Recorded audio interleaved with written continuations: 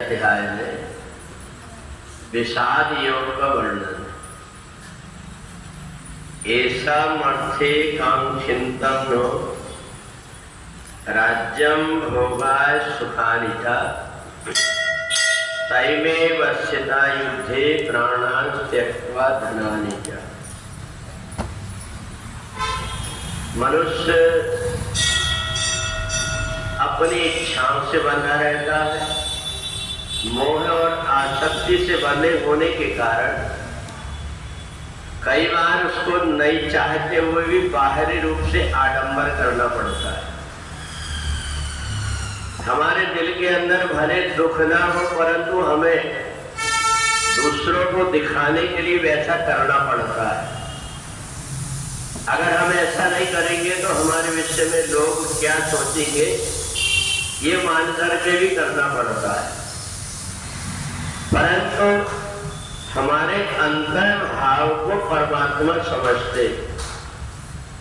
अर्जुन इतना संघर्ष करते रहा जीवन में और बदला लेने की सोचते रहा, पर एंड टाइम पर जिस समय भगवान ने उसको अपने कर्तव्य मार्ग में लगाने की कोशिश की, देख लिया कि भगवान स्वयं साक्षी है, तो भगवान से बनावटी बात करने लगा कि न कांक्षे विजयम कृष्ण न राज्यम सुखानि च। आप मेरे से युद्ध करने की जरूर कह रहे हैं, परंतु मेरे को राजा नहीं बनना, मेरे को धन संपत्ति नहीं चाहिए। भगवान ने कहा मैं जानता हूं कि मनुष्य कितना चालाक होता है। रोते रोते गिड़गिड़ाते सुग्रीव ने भी ये कहा था कि वाली मेरा शत्रु है, और एंड टाइम पर बदल गया कि सपने में भी मैं लड़ाई नहीं कर सकता। तो भगवान अंतःकरण के भाव को समझते हैं, इसलिए पहले देख लेते हैं कि हम जो कुछ कह रहे हैं और जो कुछ हमारे अंदर है, इन दोनों में अंतर क्या है। और इसलिए कई बार ऐसा आता है, हमारे घर में अगर कोई व्यक्ति बीमार पड़ा रहता है तो हर कोई कहते कि भगवान इसको उठा दे, और रोज देखते हैं कि वो उठा कि नहीं उठा, और जब नहीं उठा तो उस दिन मुंह लटका लेते। परंतु जिस दिन वो उठ गया तो जोर से चिल्ला करके रोना शुरू कर देते हैं, दिखाते कि हम उनको देखो कितना बड़ा दुख है। भगवान ने कहा कि ये मनुष्य के स्वभाव को मैं जानता हूं। तुम्हारे अंदर जो विषाद हो रहा है, दुख हो रहा है, ये केवल बाहरी दिखावा है। और कई बार मनुष्य को बाहरी दिखावा भी करना पड़ता है, क्योंकि बहुत से लोग इसी में लगे रहते कि देखो इनके घर में ऐसा हो गया, इसकी आंख में आंसू नहीं आए। बोलने वाले कई प्रकार की बातें कहते हैं, इसलिए व्यक्ति को नहीं चाहते हुए भी वैसा करना पड़ता है। तो भगवान ने अर्जुन से कहा कि अगर तुम्हारे अंदर वास्तविक जैसा तुम परिवार के विषय में सोचते हो, न कांक्षे विजयम कृष्ण, मेरे को राज्य नहीं चाहिए, विजय नहीं चाहिए, तो ये सारी सेना को इकट्ठी करके क्यों लेकर के आए। तुम्हारे मन के अंदर इच्छा हुई, तुमने मेरे पास में आकर के और मुझसे सहायता मांगी, तो इसलिए मैं अंतःकरण के भाव को जानता हूं। तो भगवान ने हमारे अंतःकरण के भाव पवित्र हो जाए, हम जैसे अंदर है वैसे ही बाहर भी व्यवहार करना सीख जाए, इसलिए भगवान ने गीता का ज्ञान दिया है। और गीता में कोई राजा महाराजाओं की कथा नहीं है, बल्कि हमारे जीवन जीने के सूत्र है।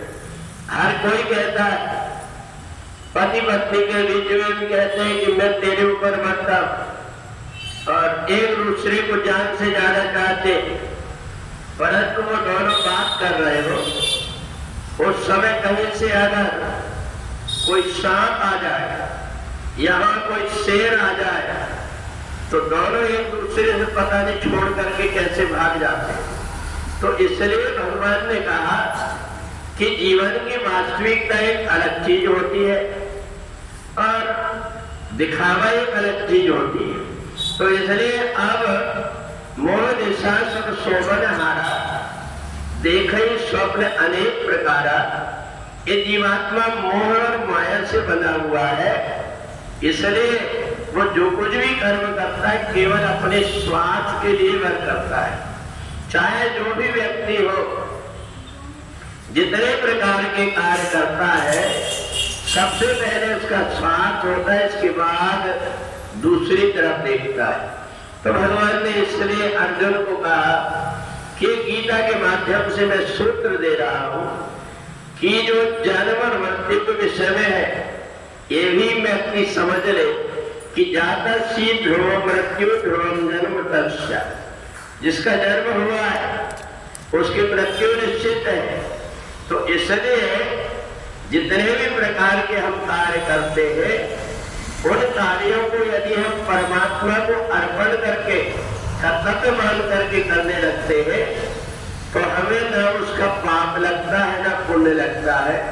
तो इसलिए ऐसी आदत बन जाए कि मैं जो कुछ भी कार्य कर रहा हूं, ये कार्य के पीछे मेरा स्वतः का स्वार्थ नहीं, बल्कि मेरा कर्तव्य ऐसा मान करके कर रहा हूं। तो सभी प्रकार के कर्म करते हुए भी जीवात्मा कर्म के बंधन में नहीं बनता। और इसलिए वास्तविक दुख और सुख क्या है, ये व्यक्ति समझ नहीं पाता। वास्तविक सुख और दुख क्या है, ये बताने के लिए भगवान ने गीता में जितने प्रकार के सूत्र दिया है, उन सूत्रों को ही 700 श्लोक में अर्जुन ने जब सुना, तब जाकर के उसके मन के अंदर एक विकार लगा हुआ था, जो सबको लगा रहता है, मोह रूपी। वो मोह रूपी विकार दूर हो गया और उसके मुख से अपने आप निकल गया, नष्टो मोहा स्मृति लब्ध्वा तत्प्रसादान मयाजित। अगर ये मोह दूर हो जाए तो व्यक्ति जो कुछ भी कार्य करता है उसमें उसका स्वार्थ न होकर के और कर्तव्य और परमात्मा की भावना से कर्म करता है। पूरे वृंदावन बिहारी लाल की जय।